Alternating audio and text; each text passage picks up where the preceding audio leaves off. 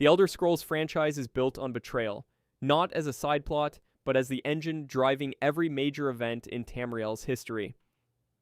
From murdered gods to backstabbed emperors, today I'm breaking down every major betrayal in Elder Scrolls lore, starting with one that hides behind a smile. Cadwell the Betrayer.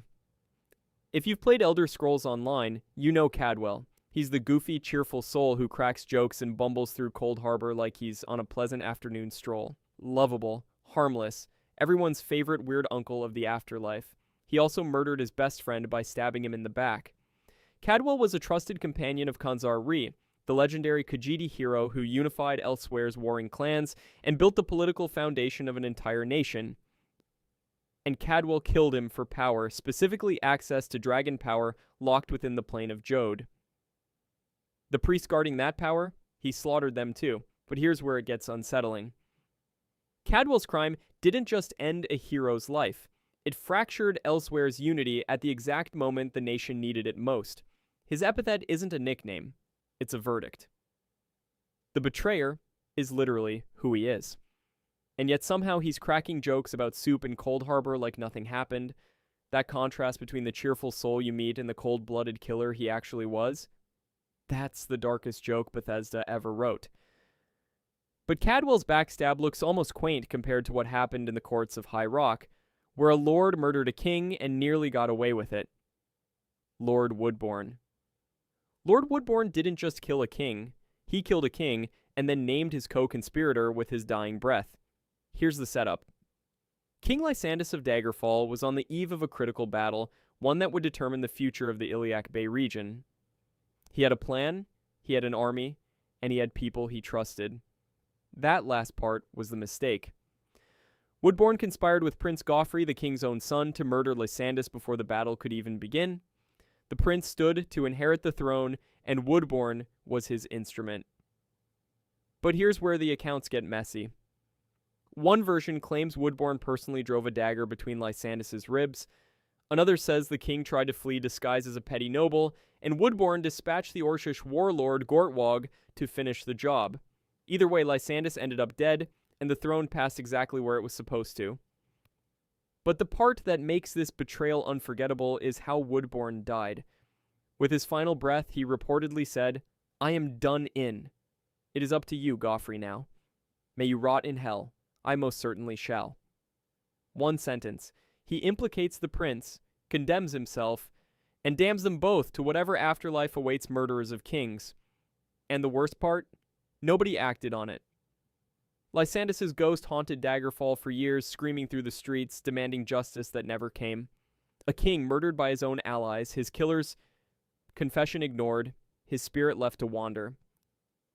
If you think that level of treachery is reserved for petty nobles, wait until you hear what the Imperial Battle Mage did to the Emperor himself.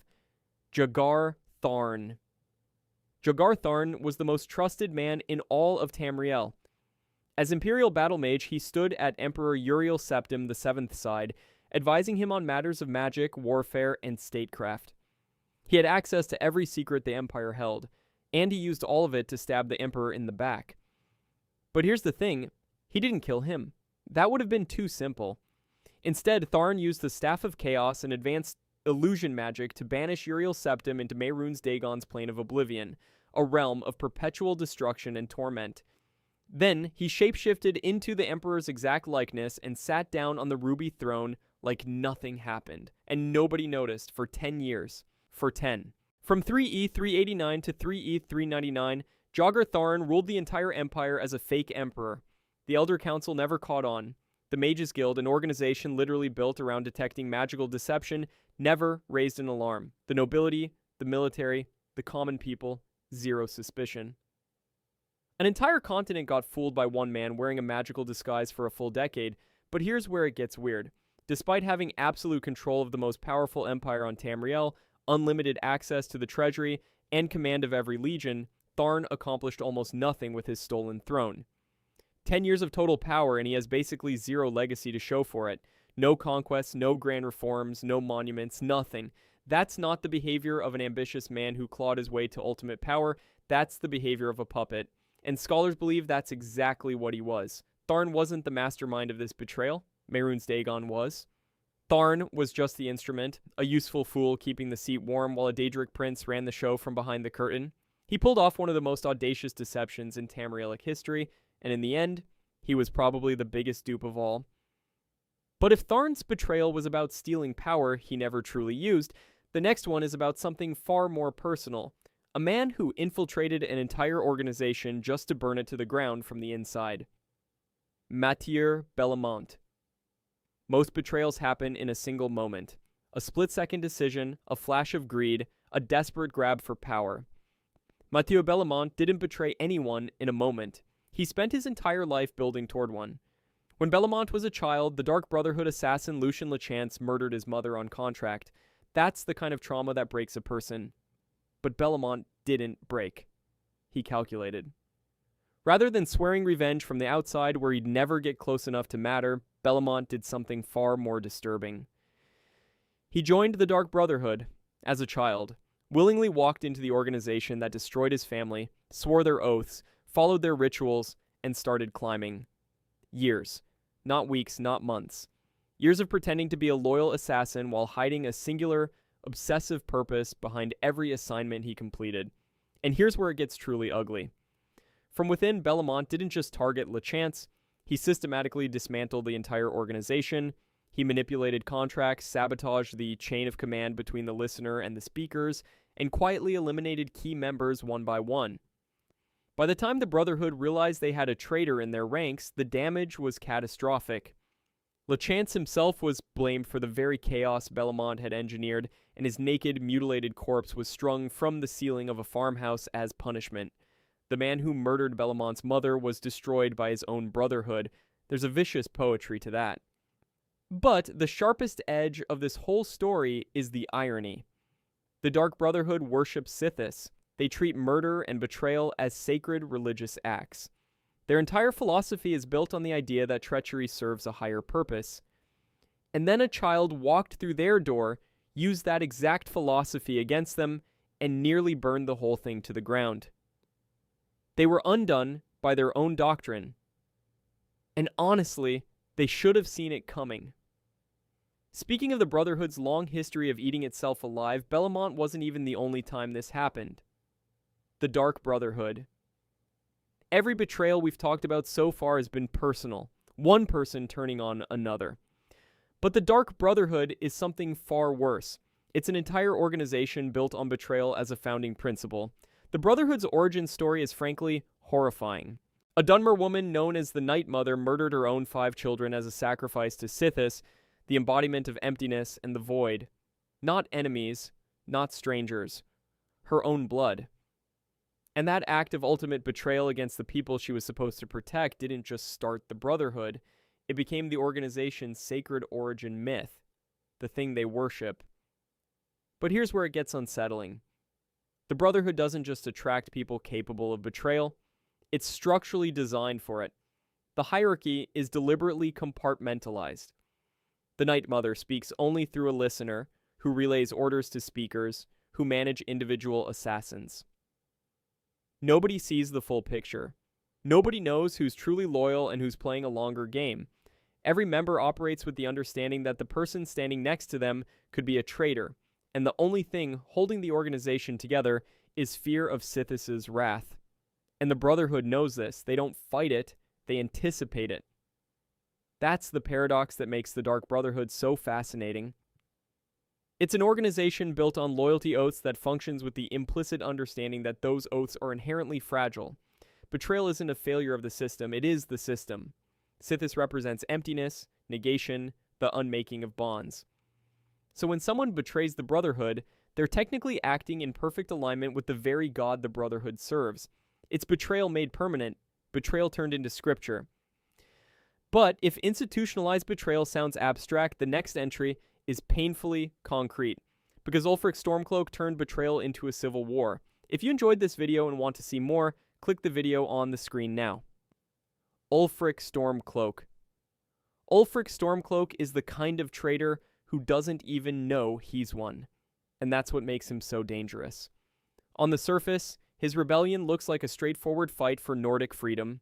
He wants Talos worship restored, he wants the Empire out of Skyrim, and he's willing to kill for it. Noble enough, right? But here's where it gets complicated. The Thalmor dossier on Ulfric, which you can actually find inside the Thalmor embassy during the main quest, classifies him as an asset, not an ally. An asset.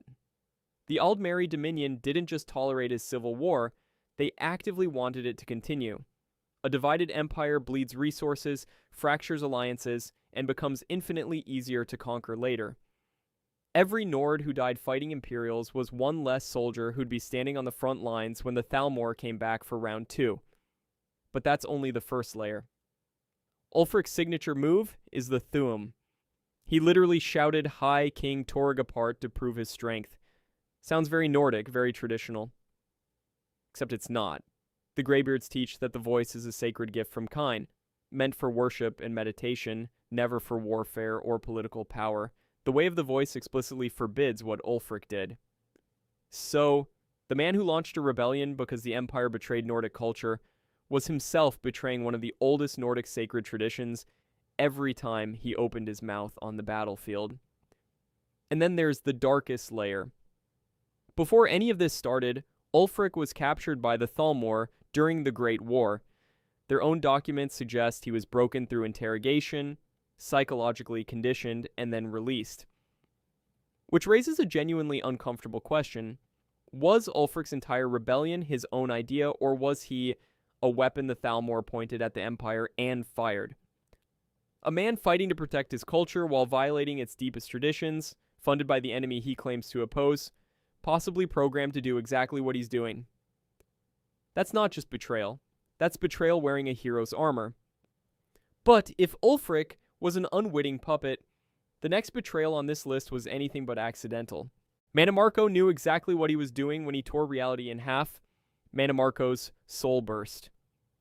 Every betrayal we've covered so far destroyed a person, a family, or a kingdom. Mannimarco nearly destroyed the world. He was one of the 5 companions, the inner circle of Emperor Varen Aquilarios, Lyris Titanborn, Abner Tharn, Saisehan, Mannimarco, and the Emperor himself. These were the people Varen trusted with his life and with the future of the Empire. But here's where it gets dark.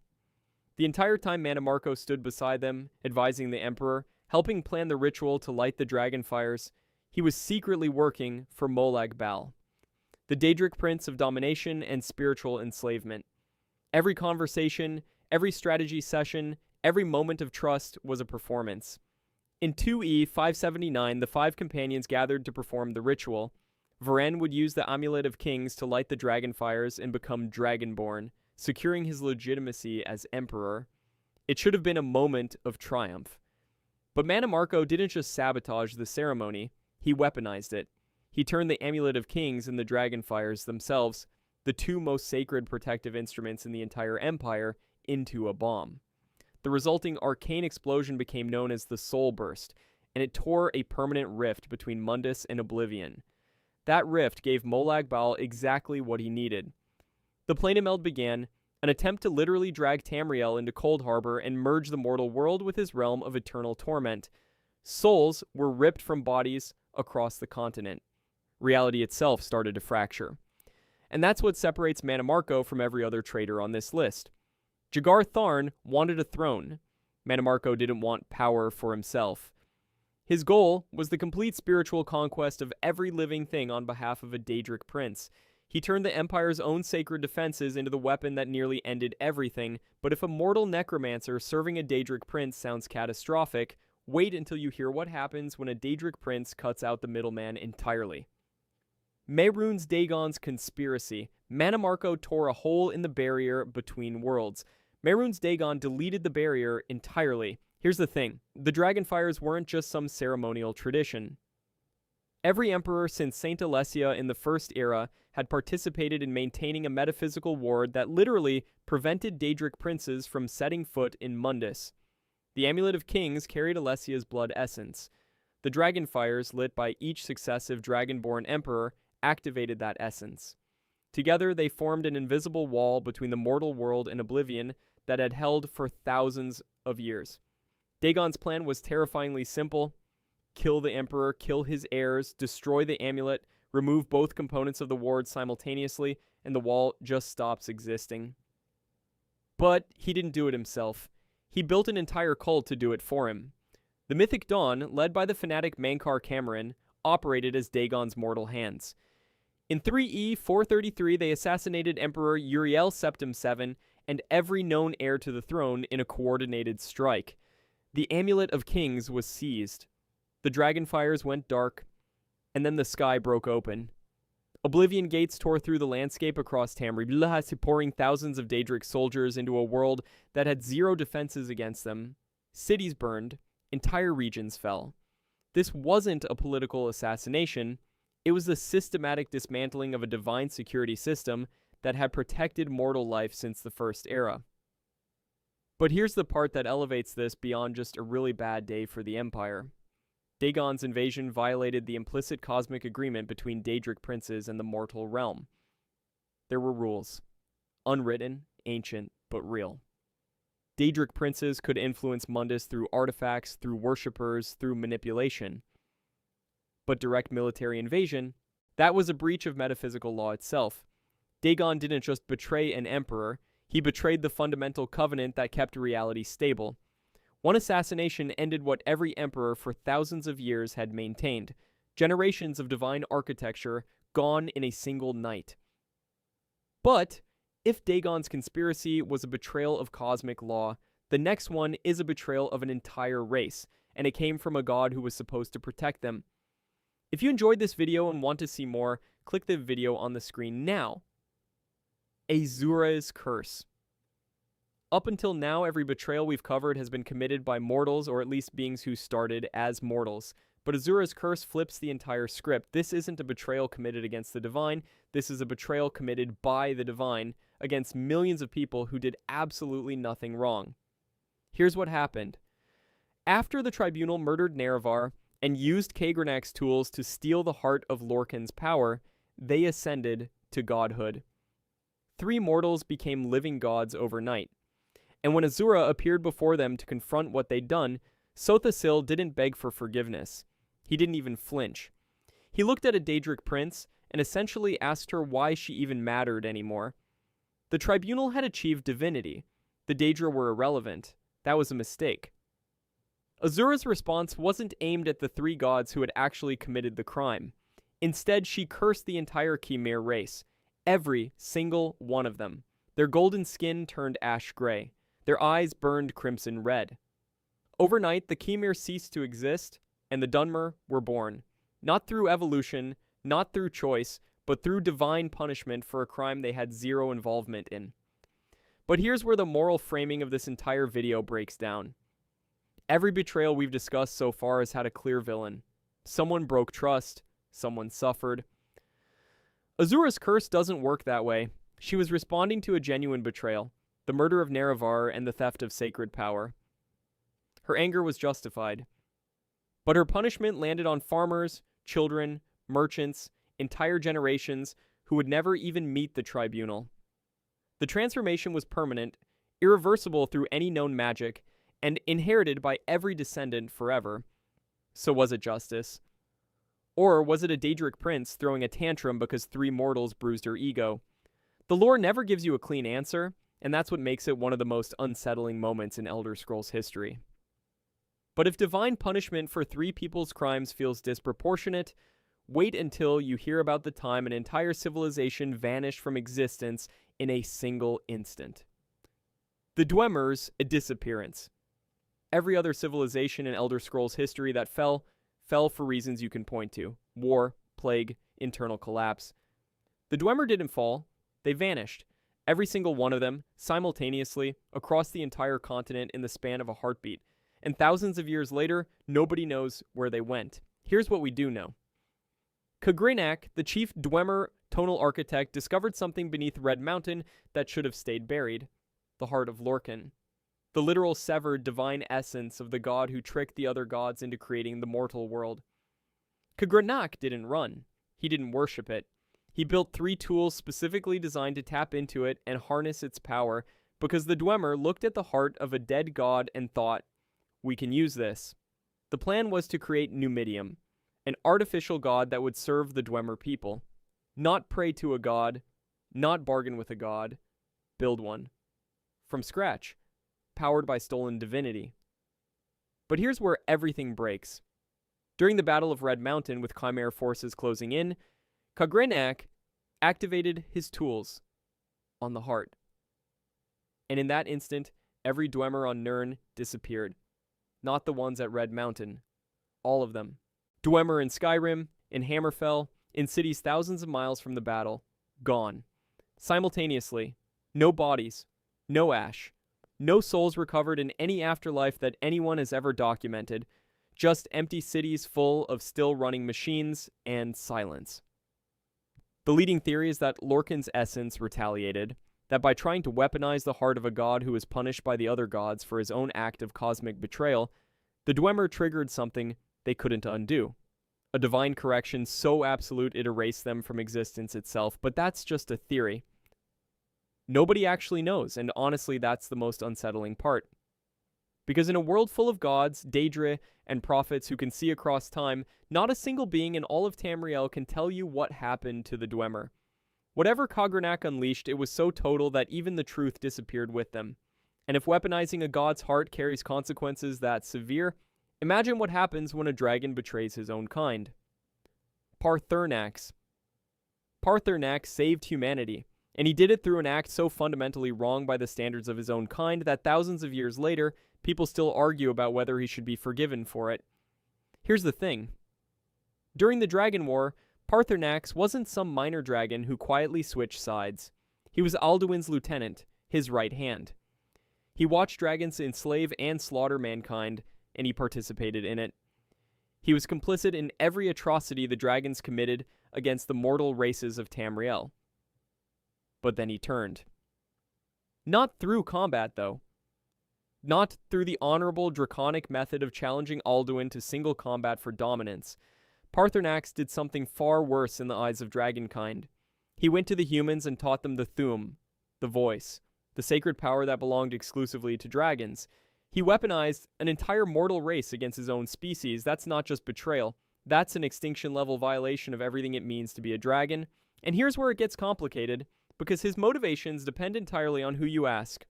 Paarthurnax himself claims he turned against Alduin because his brother's growing delusion, his false claim to godhood, crossed a line that even dragons couldn't tolerate. Alduin wasn't just dominating, he was claiming to be something he wasn't. But Nordic legend tells a completely different story. In their version, the goddess Kine herself sent Paarthurnax to teach mankind the voice. One version gives you a dragon who chose conscience, the other gives you a dragon who was used as a divine instrument. The difference matters enormously because a dragon who chose betrayal could choose it again. Which is exactly what the Blades argue. Delphine and Esbern don't care about Paarthurnax's meditation or his centuries of peaceful isolation on the throat of the world. Their logic is brutally simple. He betrayed his own kind once, therefore he is capable of betraying yours. A reformed monster is still a monster. And honestly, that argument holds weight. Dragons are creatures of domination by nature. Paarthurnax himself admits that his desire to dominate is never truly gone, only suppressed through constant discipline. So is this betrayal heroic or just useful? Can a single act of treachery be redeemed by thousands of years of atonement? Or does the capacity for a betrayal permanently disqualify someone from trust? The game never answers that. It just hands you the blade and asks what you believe. But if you think Paarthurnax's betrayal was morally complicated, wait until you hear about 3 friends who murdered a god, stole his power, and then lied about it for thousands of years. If you enjoyed this video and want to see more, click the video on the screen now. The Tribunal. This is the one. The betrayal that makes every other entry on this list look like a minor disagreement. After the Battle of Red Mountain, the Dwemer vanished, and the Chimera stood victorious. Their leader, Indoril Nerevar, had unified an entire civilization and won them a war that should have been unwinnable. But victory wasn't enough for the 3 people he trusted most in the world. Vivec, Sothasil, and Almalexia discovered the heart of Lorcan, the severed divine essence of the god who created the mortal world. Nerevar's dying wish was simple. Don't use it. Don't exploit it. Leave it alone. The heart was too dangerous, too corrupting, too fundamentally wrong to touch. They used it anyway. Using Kagranak's tools, the three of them transformed from mortals into living gods. But here's where it gets worse. They didn't just ignore Nerevar's request, they murdered him, the man who built their nation, who gave them everything, who trusted them with his final breath. They killed him and took the one thing he begged them not to take. Azura's response was immediate. She cursed the entire Chimera race, turning their golden skin to ash gray and their eyes to burning red. Every single Chimera became Dwemer overnight, an entire civilization punished for the sins of 3 people. But Azura's curse wasn't even the real punishment. The Tribunal did that to themselves. By tying their godhood to the heart of Lorcan, they created a permanent dependency. They weren't free. They were prisoners of the very artifact they'd betrayed their closest friend to obtain. And when the heart was finally destroyed in the Third Era, everything collapsed. Sothasil was murdered by Almalexia, who had gone completely insane from losing her divinity. Almalexia was killed shortly after. Vivek simply vanished, and without him, the massive meteor he'd been suspending over Vivek City, Bar Dao, had nothing holding it up. It fell. The resulting cataclysm, the Red Year, destroyed most of Morrowind. An entire homeland, obliterated because 3 people couldn't keep a promise. Murder, a racial curse, divine imprisonment, madness, more murder, a meteor, the destruction of a civilization, all from a single betrayal, compounding across thousands of years. And the sharpest detail? Vivek's own sermons, the sacred texts he wrote as a living god, contain what scholars believe are hidden confessions to Nerevar's murder. Encoded in language so metaphysically abstract that no one can ever prove it definitively, the Tribunal may have designed their own admission of guilt to be permanently deniable. They always knew what they did was unforgivable. They just made sure nobody could ever hold them accountable for it. They got exactly what they wanted, and it destroyed everything. If you enjoyed this video and want to see more, click the video on the screen now.